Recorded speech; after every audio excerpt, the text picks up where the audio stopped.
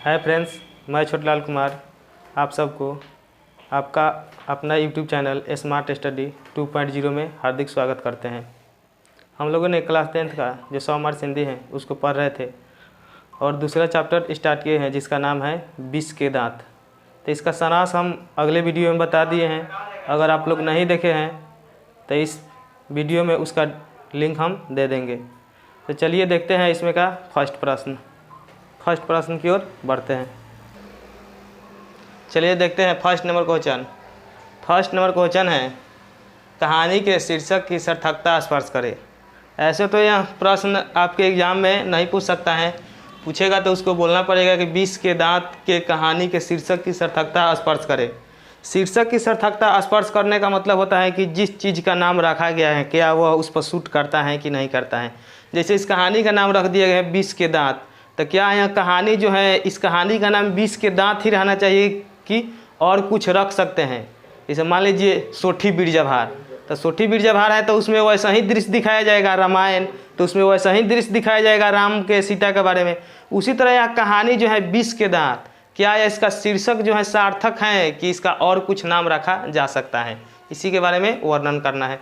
तो आप लोग जानते हैं जब मदन जो रहता है गिरधर का लड़का, वह गली में लट्टू नचाता है, उसके बाद सेन साहब का लड़का कासू जाता है और लट्टू नचाने के लिए उन सबसे मांगता है, तो वह डांट कर बोलता है जाओ तुम अपने कार से खेलो।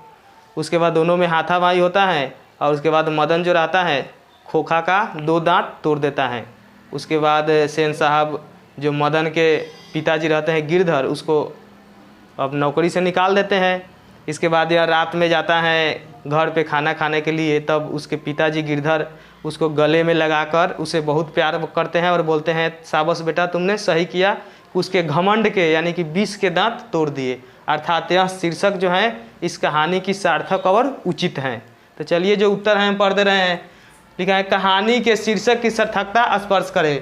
तो उत्तर यहाँ से है कोई भी कहानीकार किसी भी कहानी का शीर्षक उसमें वर्णित विषय वस्तु मूल बिंदु तथा मुख्य उपदेश को ध्यान में रखते हुए करता है। प्रस्तुत कहानी में एक मध्य वर्ग और एक निम्न वर्ग के परिवार के बारे में चर्चा किया गया है, जिसमें सेन साहब तथा उसके पुत्र द्वारा किए जा रहे भेदभाव तथा दुर्व्यवहार के बारे में बताया गया है।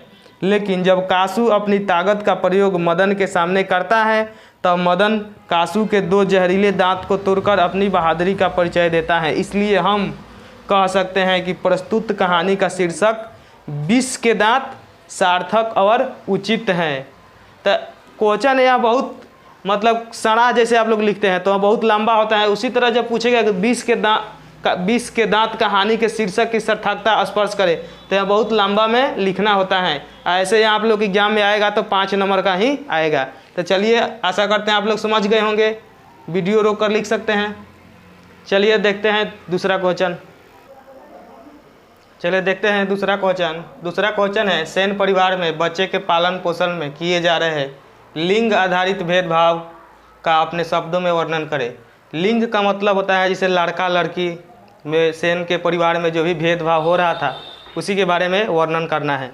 तो सारांश के माध्यम से भी कल हम समझाए थे कि सेन साहब का 5 लड़कियां थी और एक लड़का कासू था, वह अपने माता पिता के आँख के तारा था। यानी 5 लड़कियों के बाद एक लड़का हुआ था कासू, वह बहुत उदंड बालक था। सेन साहब उसको कभी नहीं डांटते नहीं कभी पीटते थे, वह मतलब अपने मर्जी से कुछ भी करता था। गाड़ी के शीशा उसा तोड़ देता था, अपने बड़ी बहनों पर कभी कभी हाथ उठा देता था, घर के नौकर था उस पर भी हाथ उठा देता था। यानी सेन साहब ने अपने लड़कियों को तो डिसिप्लिन में रखा था लेकिन अपने लड़कों को इसी तरह खुला छोड़ दिया था। यही जो लिंग आधारित उनके घर में भेदभाव हो रहा था उसी के बारे में वर्णन करना है। तो चलिए हम पढ़ते रहें एक बार।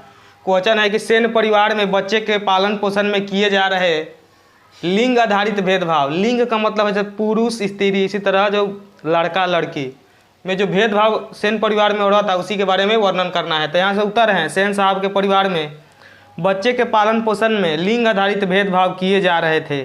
सेन साहब का एक लड़का तथा 5 लड़कियाँ थी। बेटे के लिए अलग नियम था, यानी कि वह बढ़ई को बुलाकर ठोक पीट का भी काम सिखाते थे अपने लड़का को और बोलते थे कि यह मेरा कासू बेटा आगे चलकर इंजीनियर बनेगा। जबकि लड़कियों के लिए ये सब रूल नहीं था, वह केवल घर में रहती थी उतना तोड़फोड़ भी नहीं करती थी। द सेन साहब का लड़कियां थी, बेटे के लिए अलग नियम था तथा पांचों बेटियों के लिए अलग नियम था। बेटा कासू इकलौता होने के कारण माता पिता की आंख का तारा था। कासू अपनी मर्जी से कुछ भी कर सकता था। वह कभी कभी अपनी बड़ी बहनों और घर के नौकरों पर भी हाथ उठा देता था तथा बाकी पांचों लड़कियां तमीज़ और तहजीब की जीती जागती मूरत थी। तो आशा करते हैं क्वेश्चन आप लोग को समझ में आ गया होगा।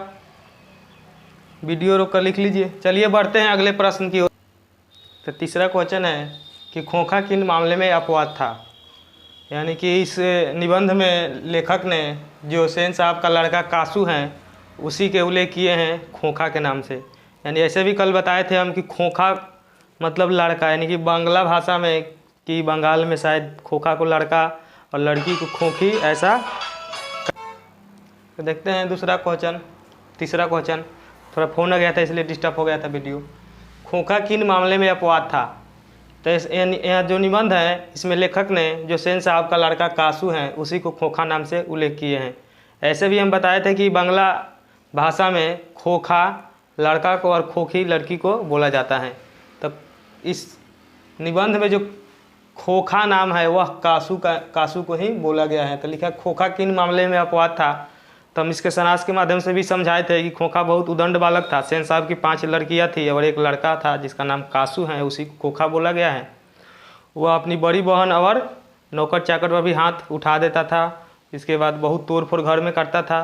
तो वह जीवन के और घर के मामले में बिल्कुल अपवाद था। तो ये ऑब्जेक्टिव भी पूछता है कि खोखा किन मामले में अपवाद था। तो ऑब्जेक्टिव में आप लिख सकते हैं खोखा जीवन के या घर के मामले में अपवाद था। लेकिन सब्जेक्टिव में पूछेगा तो आप लोग को 1-2 लाइन लिखना होगा। तो यहाँ से उत्तर है कि सेन साहब के 5 लड़कियाँ थी तथा एक लड़का था खोखा, कोष्ठ में लिख दिए कासू। वह जीवन और घर के मामले में अपवाद था। तो समझ गए होंगे आप लोग। यहाँ बहुत छोटा ही है, अगर देगा कि इतने शब्दों में लिखिए तो और इसके बारे में लिख सकते हैं। घर में बहुत तोड़फोड़ करता था, नौकरों पर अपनी बड़ी बहनों पर भी हाथ उठा देता था, बहुत उदंड बालक था। इस तरह आप आगे लिख सकते हैं।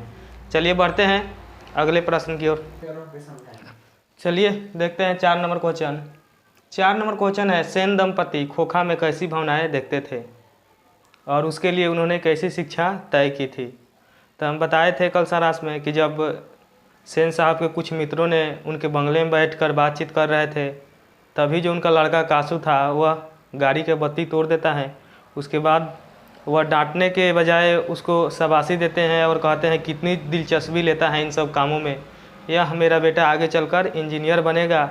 और इसके लिए वह घर पे ही शिक्षा शुरू कर दिए थे और बढ़ई को बुलाकर ठोक पीट का काम सिखवाते थे। तो यही पूछ रहा है खोखा सेन दंपति खोखा में कैसी भावनाएं दिखते थे और उसके लिए उन्होंने कैसी शिक्षा तय की थी।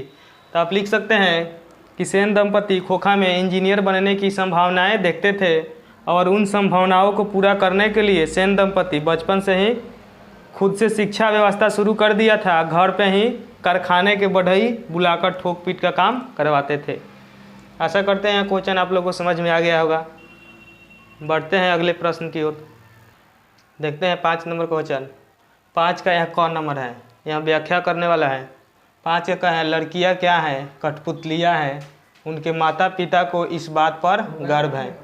यानी कि बताए थे कि जो व्याख्या करने वाला होता है वह किसी कहानी या कविता का 1-2 लाइन लिख दिया जाता है और उसको व्याख्या करने के लिए दे दिया जाता है।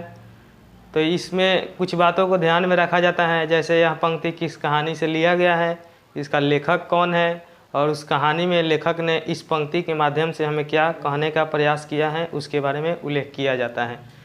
तो यह है कि लड़कियां क्या है, कठपुतलियां हैं और उनके माता पिता को इस बात पर गर्व है।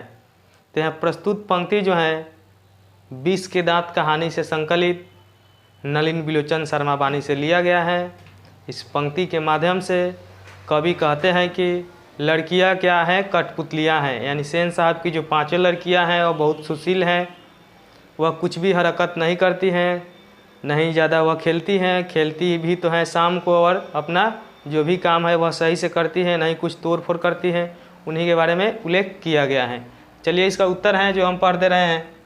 लड़कियां क्या है, कठपुतलियां हैं, उनके माता पिता को इस बात पर गर्व है। तो प्रस्तुत पंक्तियाँ 20 के दांत शीर्षक से संकलित नलिन बिलोचन शर्मा वानी से लिया गया है। सेन दंपति की 5 लड़कियाँ हैं। पांचों लड़कियाँ तमीज और तहजीब की जीती जागती मूरत हैं। इस बात पर सेन दंपति को गर्व है क्योंकि उनकी पांचों लड़कियां न खुद से हंस सकती हैं, न किसी से बोल सकती हैं और न ही खुद से खेल सकती हैं। यानी सुशील और संस्कारी पांचों लड़कियां हैं। यह पंक्ति के माध्यम से कवि ने यही कहने का प्रयास किया है। तो इस वीडियो में हम लोगों ने इसमें का 5 प्रश्न देख लिए। इसके आगे वाले वीडियो में इसमें का जो भी प्रश्न उत्तर होगा उसको कराएंगे। चलिए, तो हमारे साथ बने रहिए। वीडियो को लाइक करिए, शेयर करिए और कमेंट करके ज़रूर बताइए कि यह वीडियो आप लोग को कैसा लगा। और सबसे बड़ी बात कि चैनल को सब्सक्राइब कर लीजिए ताकि जब भी हम वीडियो डालें आप लोग के पास सबसे पहले नोटिफिकेशन चला जाए। चलिए, वीडियो देखने के लिए बहुत बहुत धन्यवाद।